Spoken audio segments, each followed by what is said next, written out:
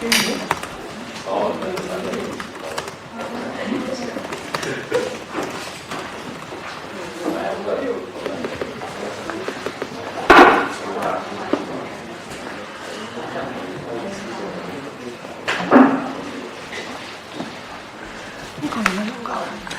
齊用咯，歡迎你。不過佢應該唔用呢啲嘢。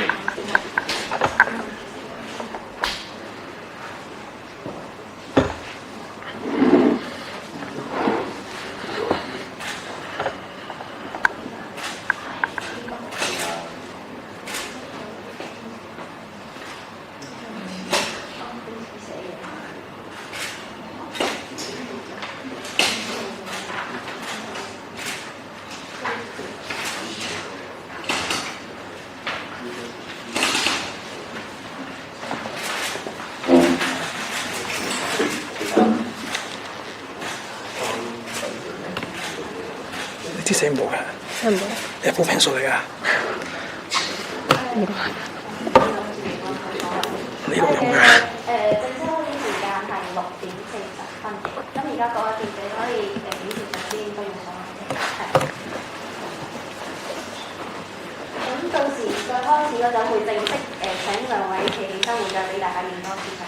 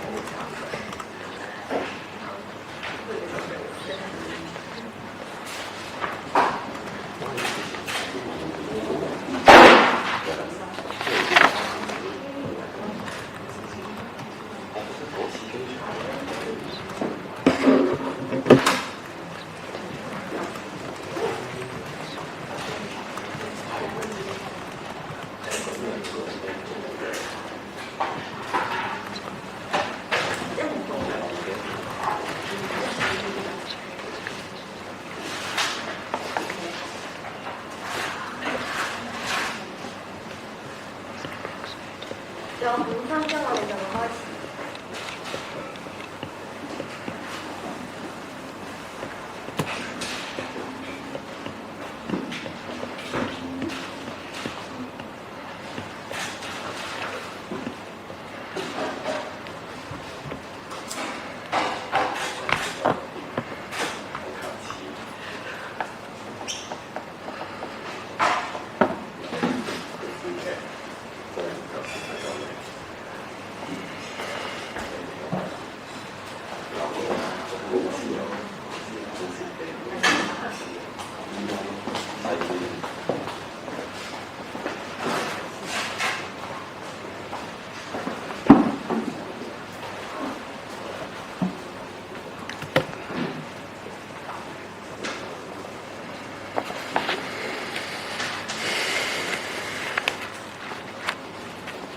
使唔使知？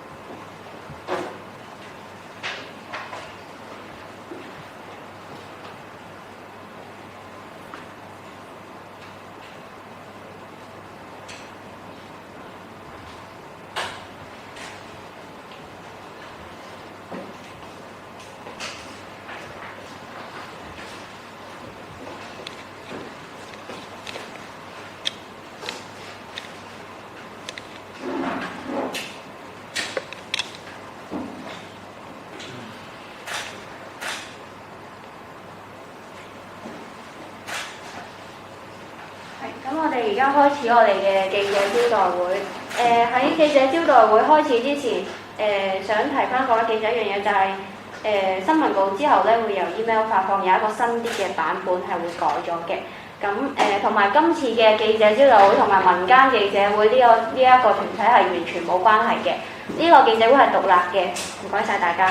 好咁我哋首先請兩位發言人企起身俾各位影一影相先。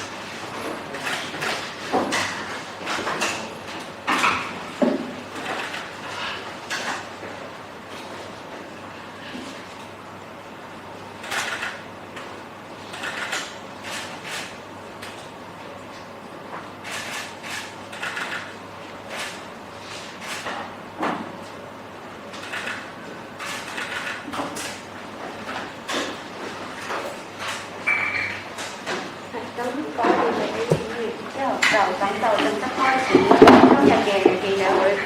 首先會係中文發言，跟住會係英文發言，跟住就係 Q&A 時間，係一位記者就2條問題咁樣嘅。係，咁首先有請中文發言。咁多位記者晚安。首先我想講一講點解我會選擇召開今次嘅記者會。事緣就喺8月18號一個大遊行之後，當大家散去咗嘅時候，有部分嘅我哋所謂嘅前線人員就去咗政府總部。當日我有啲手足係因為着咗成套裝備啦，身形高大，有 walkie， 又咁啱幾個人一組，因為呢啲咁荒唐可笑嘅理由，就俾現場嘅人士話佢哋係臥底，話佢哋係鬼。然之後在場嘅人一聽見就即刻就起哄。作為一個前線，同埋我哋過往亦都係試過喺網上邊，喺 Telegram 入邊俾人話我哋係鬼，即係誣衊過。所以我哋嘅手足喺8月18號嘅時候就企硬，唔承認自己係鬼。喺混亂期間，甚至乎俾其他手足用士巴拿喺個頭度打咗一下，當場流血，而且傷口要縫針。好在當時我哋有啲 First A 嘅手足前線幫我哋手包紮咗，去到醫院縫針。喺呢件事上面呢，仲要當時係一片混亂啦。直到手足真係流血嘅時候，大家先發覺好似闖咗禍，褪後一步，最後尾事件先可以平息。而平息嘅其中一個原因係因為我嘅手足選擇係話自己跌親，而唔係俾士巴拿搏中，以大局為重，咁樣大家最後先可以有一個和解嘅機會。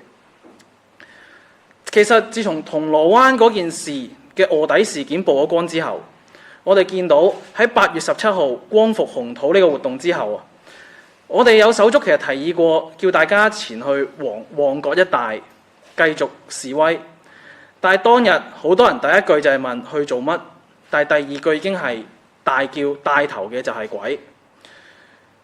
好遺憾地，我哋唔可以唔承認呢個捉鬼嘅心理已經喺我哋前線啦、市民啦，同埋和平、理性、非暴力嘅示威者之間係埋下咗一個不信任嘅種子。多多少少其實已經將我哋前線同埋其他唔同嘅一個支援已經係有少少分化嘅情況。其實大家都見到，琴日如果有留意最新消息嘅話，又有一隊前線又俾人聲稱話係臥底。咁呢件事可以稍後再討論。我唔希望捉鬼呢樣嘢變成一種風土病。大家需要明白，抗爭者都係市民，市民鬥市民，最後我哋呢場運動就會瓦解。呢一種群眾鬥群眾嘅手法，得益嘅從來都只有政權。抗爭者鬥抗爭者，我哋嘅抗爭運動亦都會瓦解。而市民鬥市民，我哋嘅香港會瓦解。而政權只不過係繼續享用住我哋納稅人嘅血汗錢喺度睇戲。當佢再次穩固咗佢嘅政權之後，佢哋只會進行更加大規模嘅清算行為，手法更加殘酷。文化大革命就係一個好好嘅群眾鬥群眾例子。而家呢個時候，有邊個可以斷言話呢段歷史唔會喺香港重複？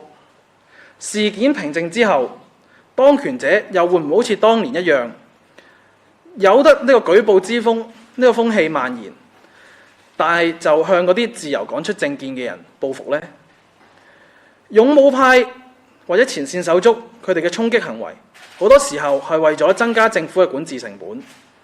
我哋調翻轉睇一睇7月21號元朗嘅恐襲之後，到荃灣、北角呢啲地方都有黑社會無差別咁襲擊市民。點解警察唔喺呢啲人當中安放臥底？到目前為止，只有2個白衫人被控告暴動罪。但係防暴警察喺7月21號晚喺圍村入邊對白衫人視若無睹，拍晒膊頭，仲喺圍村喺8月21號嘅時候更加喺圍村入邊休息，飲晒汽水。其實就已經説明咗呢件係一件好明顯嘅官警黑勾結。我哋嘅勇武派或者前線衝就係衝最前，撤退嘅時候亦都係最遲走嗰班。我哋嘅裝備其實不外乎都係五金鋪就買到嘅頭盔、藥房買嘅口罩、街道隨處都買到嘅泳鏡。但係最得人驚嘅係，我哋呢啲所謂嘅裝備已經成為一個最低嘅遊行示威嘅一個最低嘅一個配置。參與遊行示威嘅市民仲要擔心住自己會俾警方誣衊嘅一個白色恐怖，都要拎一套出街去參加遊行示威或者出街保護自己。前線手足由6月開始受傷無數，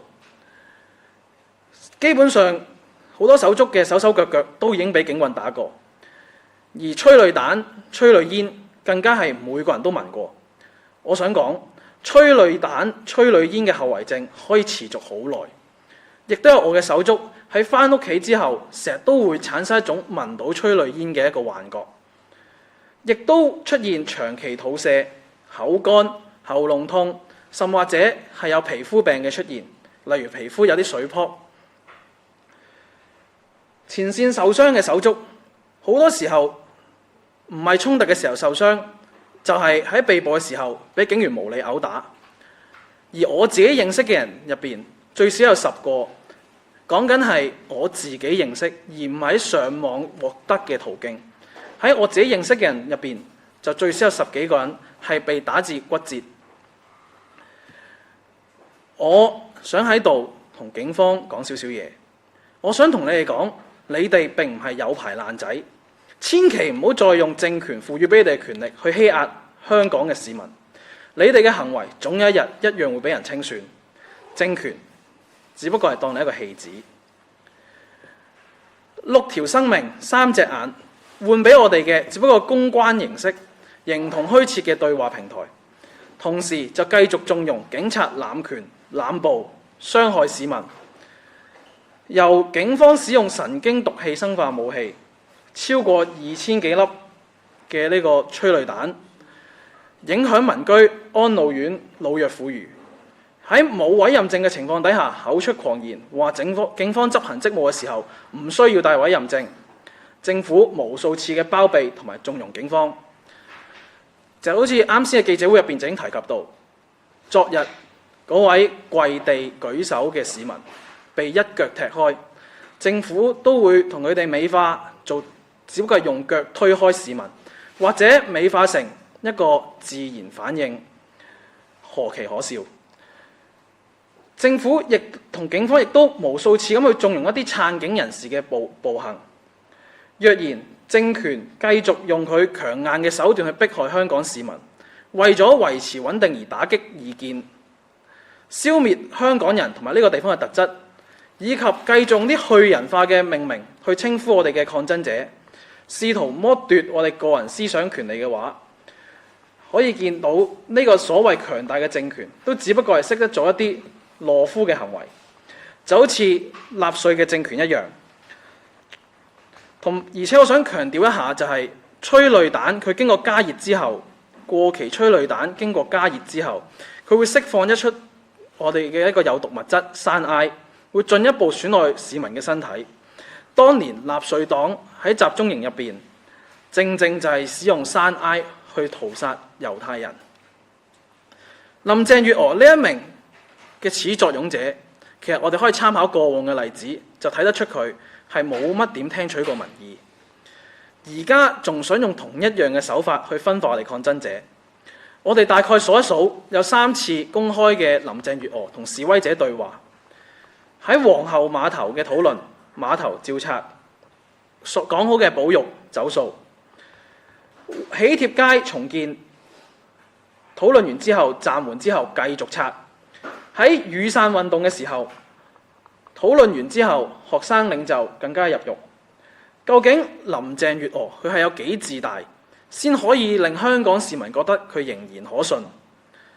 白色恐怖手段極度可恥，監控燈柱又好，警察扮示威者又好，我希望每一位香港市民都可以繼續堅持落去，一齊行埋呢條抗爭路去，不分化、不割席、不篤灰，係我哋最基本嘅原則。香港病咗，呢2個幾月嚟發生嘅事，一單比一單恐怖。香港人唔想去認命，但係亦都唔可以繼續善忘，要將呢個殘暴政權嘅一舉一動，包括剝削各種基本人權自由嘅政策同埋決定，更加絕對唔可以利用武力去鎮壓政府，永遠唔會聆聽民意嘅呢個事實。我已經有準備，即使出到子彈都好，我都會照出去。就算真係不幸離世，我亦都會選擇將我嘅保險金捐落去星火同盟。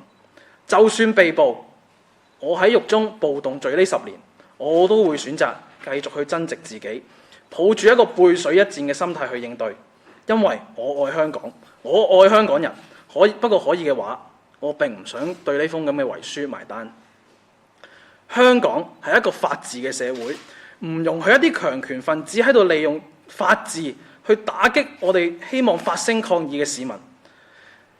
由此而引起嘅後果，麻煩香港政府自己負責。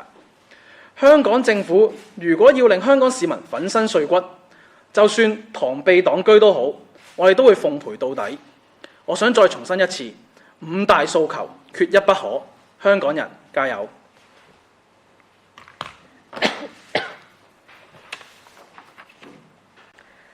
！Today, one frontliner has given a candid insight into their thoughts and used this opportunity to make several calls for action. For one, the frontline has obtained a consensus on the suspension of spy catching.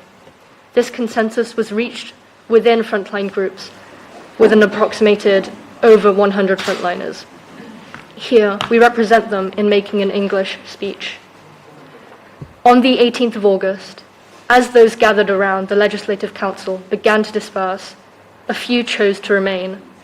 Among the crowd were some of tall stature, equipped with full sets of gear, including walkie-talkies, and moving in groups.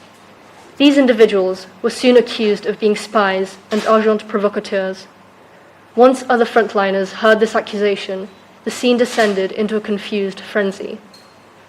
As a frontliner, I was also accused of being a spy, and those accused stood their ground to firmly deny the accusations. Amid the chaos, my friend was hit in the head by a spanner and bled profusely, requiring stitches. Thankfully, a first aider tended to the wound. In the end, the accused and the accusers reconciled and cleared up the misunderstandings that had taken place. Since the incident in Causeway Bay, where a spy was exposed, and the events of the reclaimed Hung Hom rally on the 17th of August, many protesters who went to Mongkok faced antagonistic interrogation. They were asked, "What are you doing here?" followed immediately by, "Those who led us to Mongkok are the spies." We cannot deny that the pervasive neurosis of catching spies has sown distrust and has, to a certain extent, driven a wedge between not only frontliners, but between frontliners and other citizens. We do not want spy catching to become an epidemic. Frontline protesters are themselves citizens, and if citizens begin to fight amongst themselves, the anti-extradition movement will be over. Infighting between citizens has only ever produced one winner: the politicians and the government. Infighting between protesters will spell the death of the movement. Infighting between citizens will spell the death of Hong Kong itself.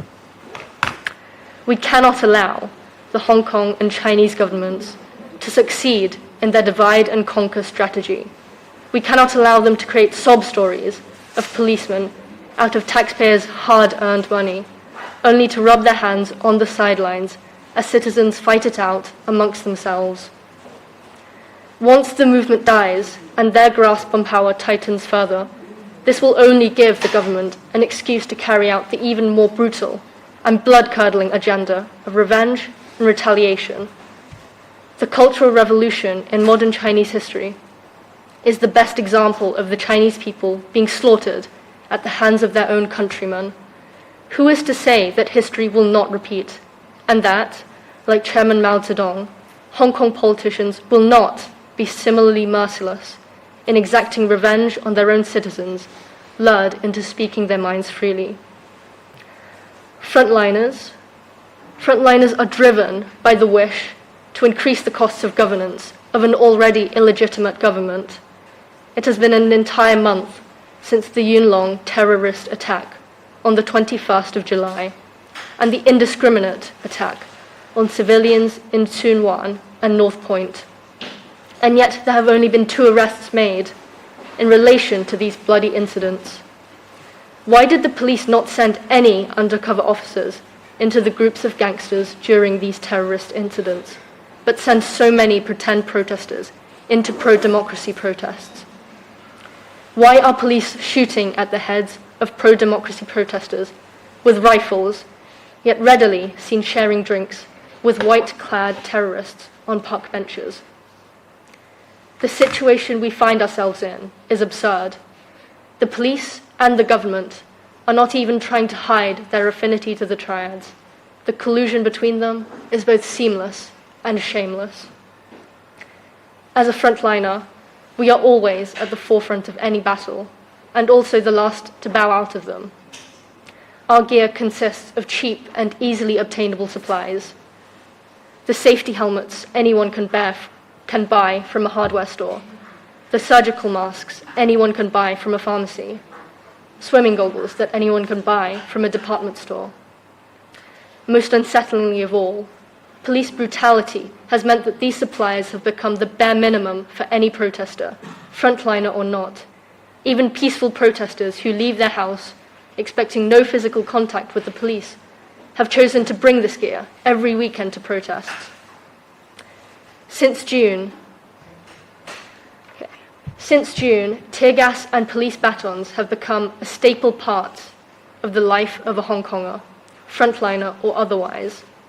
Countless frontliners have been injured, and the after effects of tear gas poisoning can be felt weeks and months into the future, including hallucinations of being tear gassed again, long-term diarrhea, dry mouths, and sore throats, even prolonged rashes on the skin. More disturbingly, many were not injured during clashes, but upon and after arrest, when police officers treated them with barbaric and inhumane cruelty within the walls of police stations, beyond the watchful eyes of journalists and CCTV. From those I personally have had contact with, I know of at least 10 victims of police violence after arrest. 6 suicide victims, and 3 ruptured eyeballs later. All we have won are Carrie Lam's offers to participate in an insincere platform for dialogue. From the police unleashing chemical weapons upon us with impunity, with more than 2,000 rounds of tear gas fired within 2 months, affecting civilian residences, elderly care homes, and the more vulnerable members of our society, to the legally absurd claims by the police that they are not obligated to display warrant cards when carrying out their duties. This government is trying to intimidate its own people into submission and silence. The authorities need to understand that these tactics are both fanciful and cowardly. In the eyes of Hong Kongers, the government has very little political capital left to defend. To the Hong Kong police force, we say this: your warrant cards do not give you dominion over our freedoms. If you continue to abuse us by exploiting your powers, you will soon face a terrible but well-deserved reckoning. Soon, when it is no longer convenient for them to shelter you, this government will not hesitate in deserting you. Retribution will be swift and painful. Carrie Lam expects Hong Kongers to accept her insincere offer for dialogue with protesters. It is hubristic and naive of her to expect this outdated tactic to succeed. Hong Kongers are not fools. Her record shows her willingness to lie and deceive, and that Carrie Lam's offers for dialogue are merely for show. Each of the 3 times Carrie Lam has made offers for dialogue have ended in shambles. The historic Queen's Pier, alongside Wedding Card Street, these were both demolished behind Hong Kongers' backs, causing irreparable damage to Hong Kong's cultural heritage. All but one of the student leaders in the 2014 Umbrella Revolution were imprisoned after accepting her offers for dialogue. Her government specializes in spreading white terror, whether it be through AI surveillance lampposts or police pretending to be protesters. But we will not allow this government to succeed in encouraging infighting, betrayal, or severance within ourselves. We hope Hong Kongers will continue to stand up to a mistreatment by maintaining a unified and undivided voice. In the last 2 months, Hong Kong has been thrown deep into dire straits, every incident more horrific than the last. We Hong Kongers refuse to accept a fate of being simply another Chinese city. We will not forgive or forget the times this government has wronged us with humiliation and violence. Every time we go back to the front line, we make sure to have in our pockets our last will and testament, because every time may be our last, because we are ready and willing to lay down our lives for our beloved city and our fellow Hong Kongers. Hong Kong is a city governed by the rule of law, and so we refuse to obey the rule of authoritarians and terrorists. If the Hong Kong government delights in seeing its citizens being beaten to a pulp, even if we fight with full knowledge that it is a battle between David and Goliath, we will fight to the death. Carrie Lam's disingenuous offers for dialogue will not distract us from our insistence on the full satisfaction of our 5 core demands. Until then, Hong Kongers, we fight on. Thank you. 跟住落嚟就係 Q&A 時間嘅，咁請記者喺提問之前就講出自己嘅機構名啦，跟住就可以問問題㗎啦。咁一位記者朋友就2條問題咁樣嘅，係可以開始發問。係。另外一個想問翻咧，頭先講過即係你嗰個身體都有啲狀況啦，可以講下即係吸入咗之後，你話有啲長時間嘅肚瀉啊，包括其實到而家個情況咁樣嘅啫。你敢唔敢去睇醫生啦？同埋即係點解敢去或者如果唔敢嘅話，點解唔敢？咁如果講到心理上面嗰個最大嘅壓力會係啲乜嘢？多謝《蘋果日報》嘅記者提問啦。咁首先回應咗第一條問題先。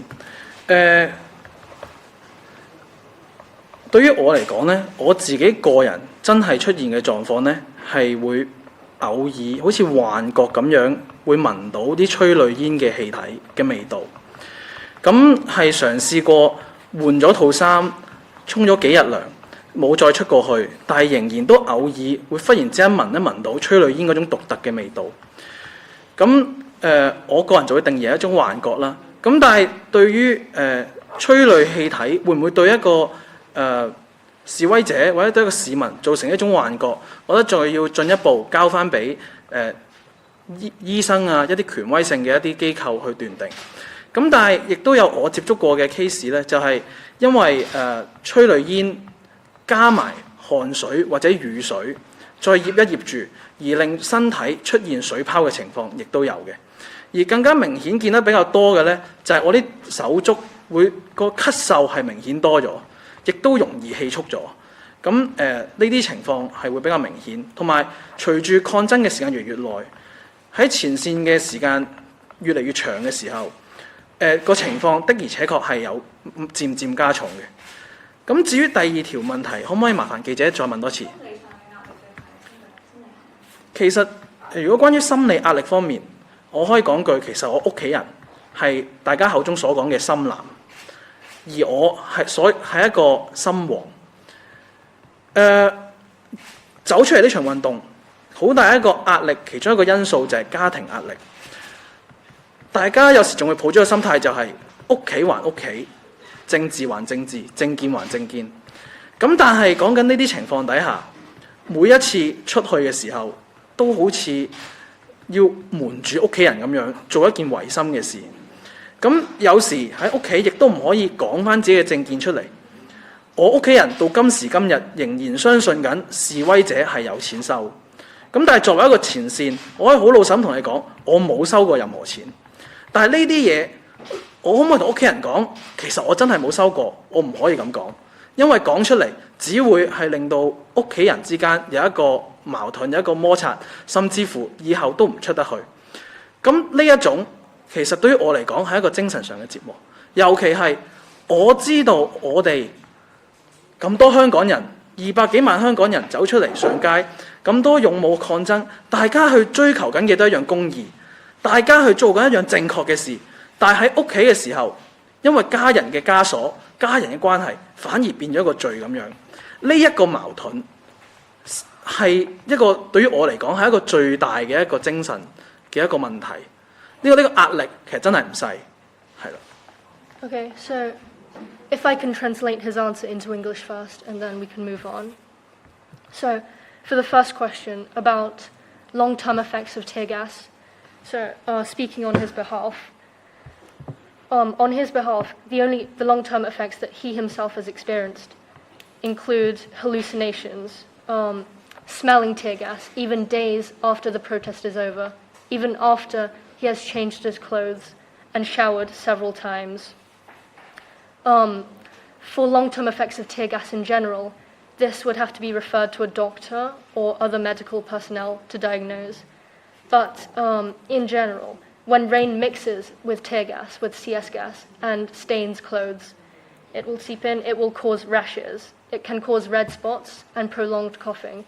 And of course, prolonged time on the front lines will increase these symptoms.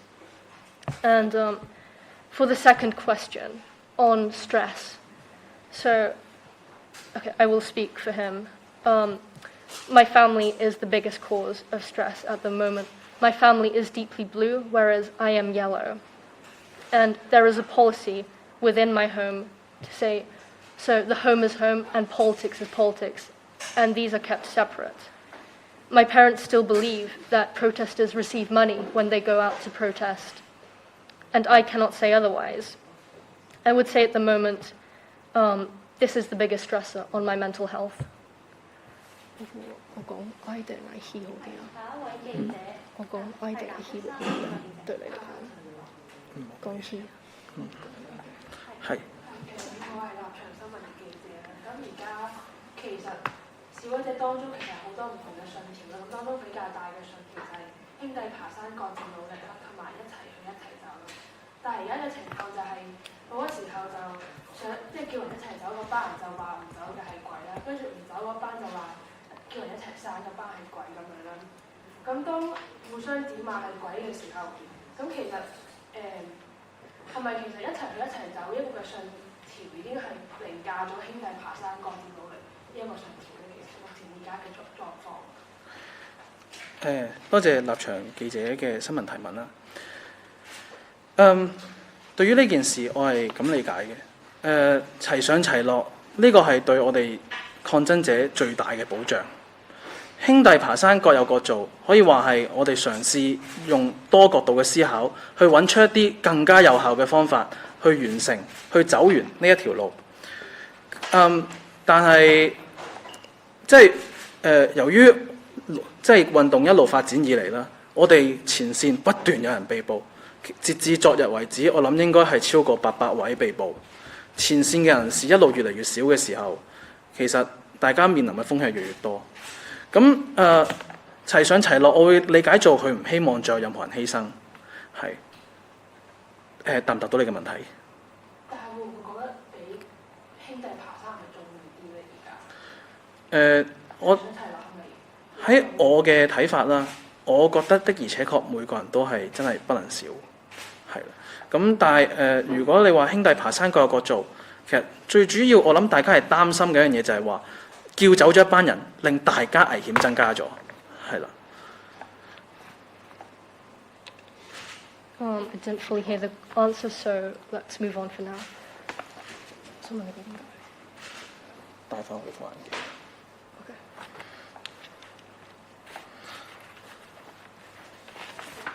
Okay, we can move on to the next question. 下一位記者係都市日報嘅，咁咧想問你哋其實都自稱前線嘅抗爭者啦，而你哋咁高調咁樣去開呢個記者會咧，其實擔唔擔心會有被捕嘅風險咧？或者你哋點解依然會咁堅持去冒險咁樣開呢一個記者會咧？同埋第二條咧想問，即係如果你哋呢一個嘅記者會，其中一個目的係希望抗爭者更加團結啦，而唔分化或者所謂嘅捉鬼啦，咁點解唔係用即係抗爭者可能常用嘅一啲網上溝通嘅渠道去作出澄清或者呼籲，而係要咁公開咁樣去開記者會咧？即係其實擔唔擔心咁公開咁樣講，而家可能抗爭者已經出現一啲分化嘅情況，係可能會俾人感覺抗爭者而家之間其實唔係咁團結咧？多謝呢位記者嘅提問，我覺得兩條問題都問得非常之好。首先第一條問題，我可以答你，我真係好驚，我轉頭一講完我就即刻走㗎啦。我真係好驚，但係我都要走出嚟講。點解？因為前線好多人嘅聲音係表達唔到出嚟。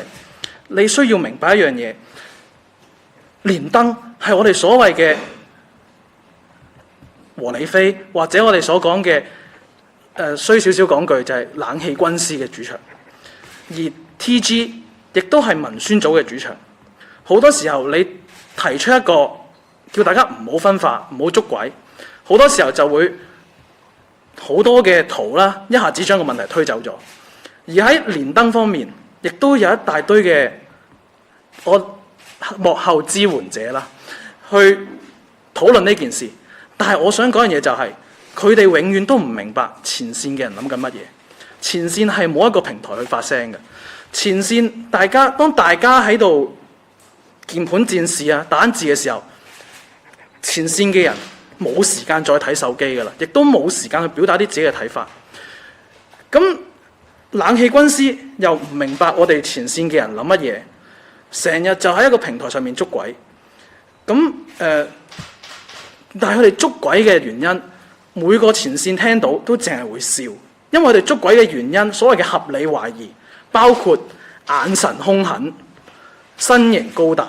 咁試問一聲，我身形唔高大，眼神唔兇狠，我又點樣走去最前線去保護大家？亦都有人話戴耳機、戴 walkie 有長天線就係鬼。咁但係長天線係因為為咗接收更多嘅呢個 walkie 嗰個信息啦，個覆蓋範圍更加廣。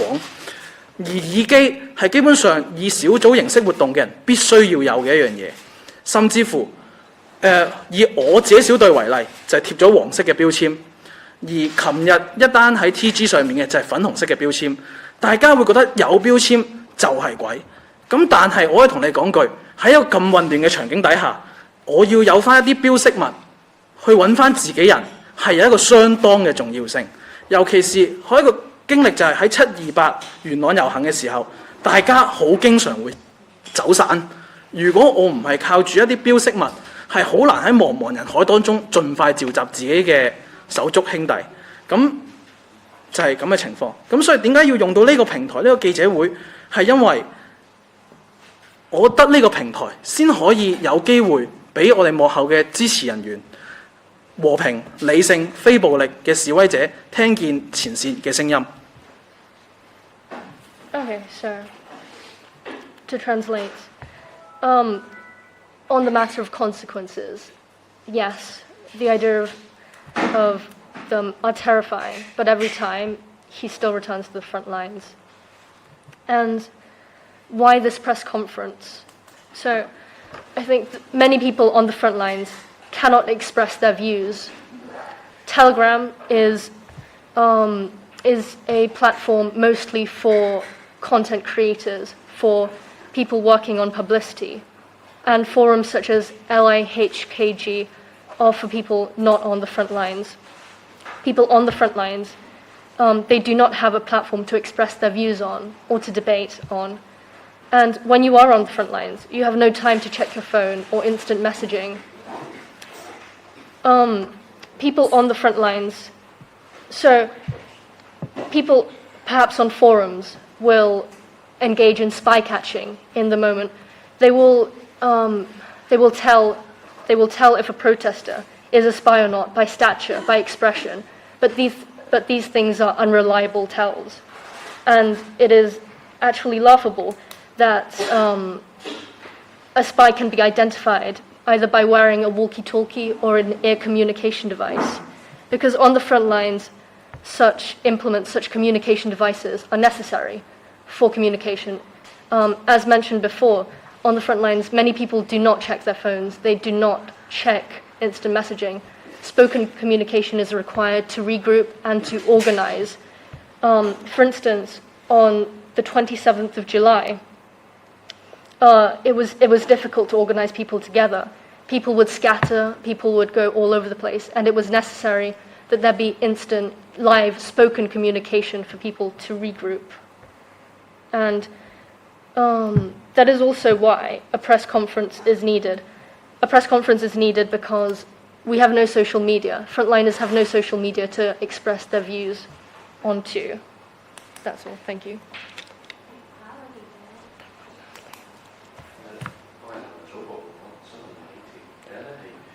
你頭先提到咧，荃灣嗰度咧有啲即係捉鬼啊！我見到喺網上有啲即係圖片，即係傳嚟傳去咧，就話有個人係有啲粉紅色嘅嗰個圖。你嗰個意思係指嗰批其實係即係前線嘅示威者咧，同即係你會見到其實係從荃灣嗰個一開槍嘅事件用嗰啲近距離咁見到，即係可以講翻個經歷咧，呢個第一。第二個咧就係即係用緊我即係呢個問題本身 challenge 嚟，係我係想問你有即係你接觸到有幾多前線嘅抗爭者同埋即係行到有幾前咧？即係嗰個武力個升級係咪似乎無可避免？因為即係比起過去一段時間我哋見到有即係開始多咗燃燒彈啊，即係呢一類嘅，即係點解喺鏡頭之外？我哋要理解點解即係有啲人會直接去襲擊個警察咧？多謝呢位記者朋友嘅提問。你嗰第一條問題咧，其實係相當之一個敏感嘅問題嚟嘅，係啦。咁我只可以話我多次見過佢哋喺前線。咁啱先。我對回應上一條問題嘅時候，我諗其實已經答咗你呢條問題㗎啦。即係對於佢哋身份，我認為係乜嘢？係啦，我覺得應該已經答咗你㗎啦。咁至於但係我暫時就未，因為點講好咧？我因為某啲原因，就琴日嘅話咧係比較早離開嘅。咁亦都好不幸地，我有大量嘅手足，琴日係被捕。咁所以為咗去處理一啲善後嘅問題啦，咁所以我係及早離開咗，亦都冇因為大家知而家有人被捕要做嘅所謂善後手續，會令好多嘅聯繫方法會斬斷咗，咁所以亦都未收到一個更加第一身啊或者近距離觀望嘅一個情況。但係可唔可以麻煩重複一次第二條問題？第二條咧就係即係你認識當中有幾多前線啦？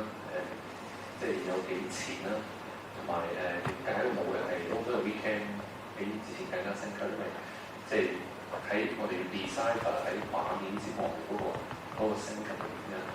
好，首先就係我有幾前呢個問題咧，亦都係相當敏感嘅。咁但係我亦都因為其實我出得嚟已經係有一定嘅風險，希望你理解啦。咁我只可以同你講句就係。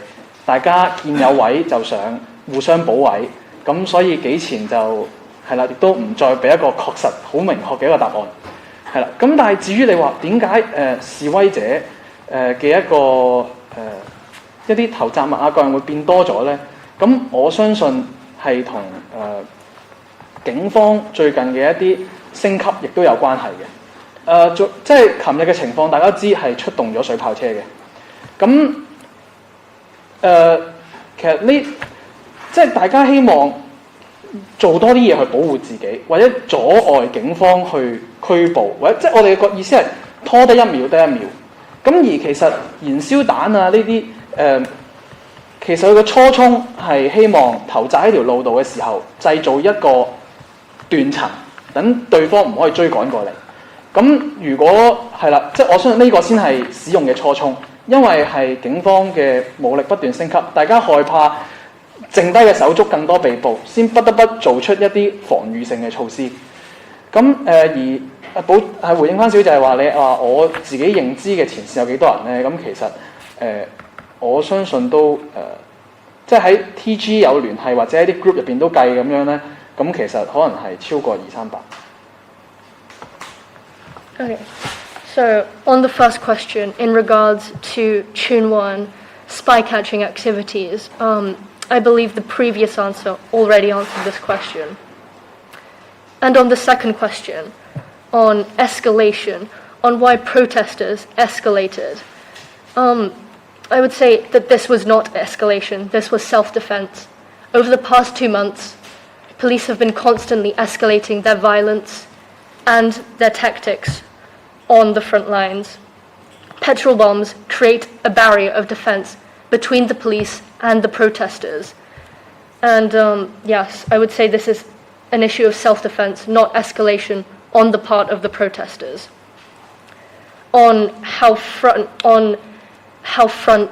to the front lines that protesters are, there is actually no stated position, or there are no positions on how front you are.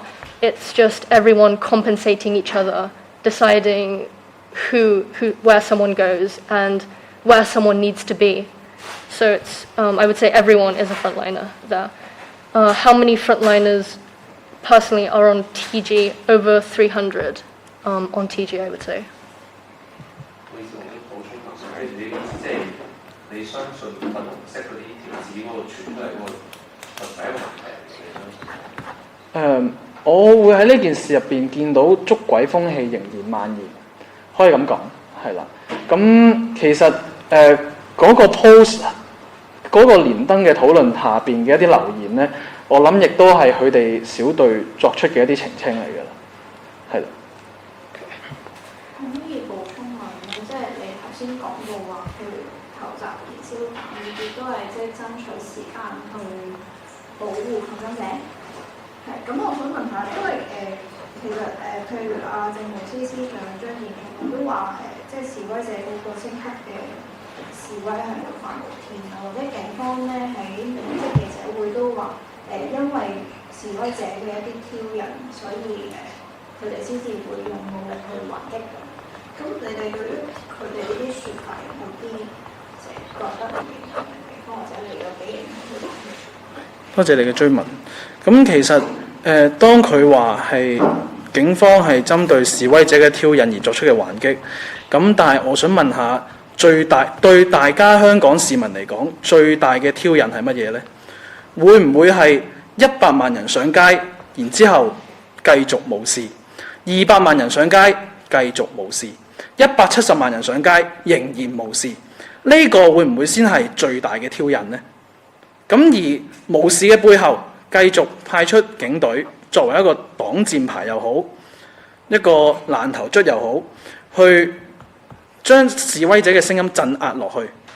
咁我諗呢個先係一切問題最大嘅挑釁，最大始作用者。咁係啦，仲有冇唔清楚嘅地方？有冇？你哋其實係咪真係抗爭冇底線？其實呢個問題，對我自己嚟講，我開始感到迷茫，因為見到即使係咁樣嘅情況底下，政府仍然都係選擇無視、譴責、包庇自己人。我都不時會問自己一句：到底要走到邊一步呢？係咪真係要有抗爭者留低一條人命，先會有再下一步呢嘅回應？其實我自己都開始冇底，大家估唔到個政權可以無恥到咁樣，大家估唔到原來200萬人出嚟行街、上街遊行，佢都只不過係當你哋係啦，即係當你哋視若無物咁樣。大家估唔到，根本由一開始個運動，大家都估唔到個政府係的而且確係可以做到呢一步。咁事情發展到今時今日，其實可以斷言一句就係已經翻唔到轉頭。一係就面臨更加大嘅清算。以後大家就唔使出聲啦，面臨咗一個更加大嘅白色恐怖啦，警察各樣權力繼續無法無天，冇人去追究佢哋啦。咁面對呢樣嘢，其實大家心入邊最緊要係大家都冇一個底線。咁呢個即係我嘅睇法啦。咁當然我每一次嘅一個道德底線，我自己仲未下降嘅，即係我自己仍然有自己嘅道德底線去到邊一個位咁樣。